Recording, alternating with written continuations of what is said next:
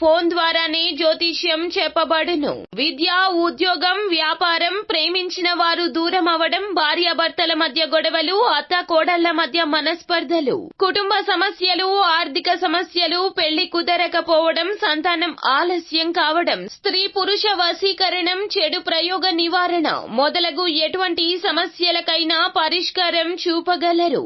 స్త్రీ పురుషులకు ఎటువంటి సమస్యలు ఉన్నా నమ్మకంతో కాల్ చేయండి. Phone number 9866643482.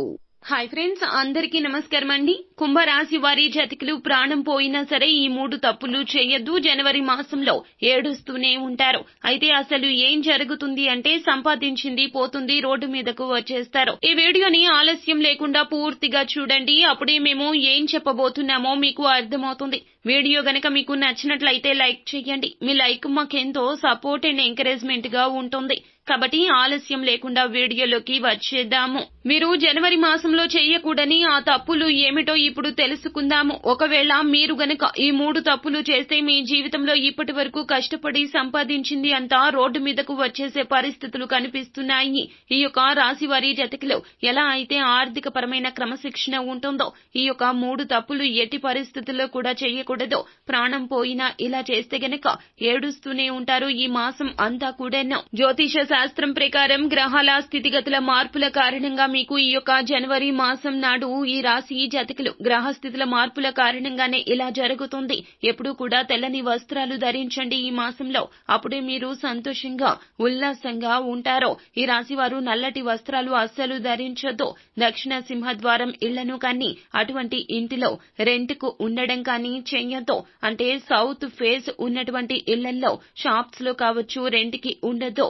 ఇలా చేస్తే గనక అంటే సౌత్ ఫేస్ అంటే దక్షిణ దిశ గల సింహద్వారం ఉన్నటువంటి ఇంట్లో నివసించాల్సి వస్తే మీరైతే చాలా నష్టాన్ని పొందుకుంటారు. ఇక కుటుంబ సభ్యుల్లో ఒకరికి తీవ్రమైన అనారోగ్య సమస్యలు వస్తాయి. ఎప్పుడు కూడా హాస్పిటల్స్ కు వెళ్లాల్సి వస్తుంది. చిన్న సమస్యను గోరుతో పోయేదాన్ని కొండంతగా మీరు మార్చుకునే పరిస్థితి కూడా కనిపిస్తుంది. కావున మీరు ఈ మాసంలోనే ఈ యొక్క తప్పు చేయకుండా జాగ్రత్త పడి ఈ యొక్క తప్పును మీరు ఖచ్చితంగా మార్చుకునే ప్రయత్నం చేయండి.